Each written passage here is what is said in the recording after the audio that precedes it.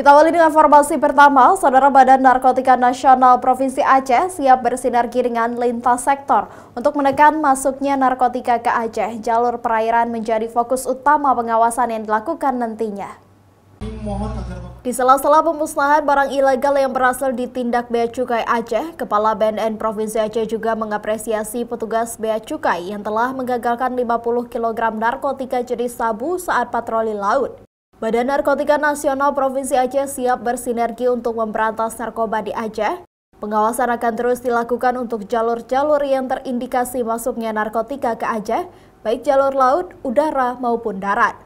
Selain itu, 2 rumah tersangka narkoba yang berhasil diamankan di luar Aceh juga dilakukan penggeledahan oleh pihak BNN. Ini dilakukan untuk memberantas peredaran narkoba lintas provinsi yang melibatkan warga Aceh. Baik, terima kasih. Kemarin itu memang ada rencana kegiatan dan dituangkan dalam bentuk ekspos.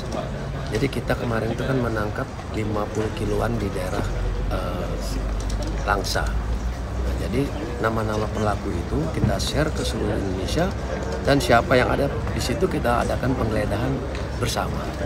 Nah, yang ada di Aceh kemarin itu adalah kegiatan orang Aceh yang tertangkap di Riau dan di Medan, sehingga KTP-nya ada di Banda Aceh.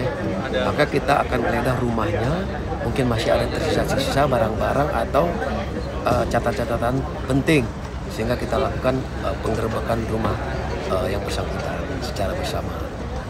Kebenaran untuk Provinsi Aceh saat ini belum ada, yang ada saat sama Bea Cukai itu 50 dan 20 kilo sabu.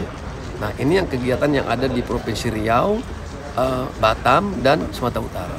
Pelakunya adalah orang Aceh semua.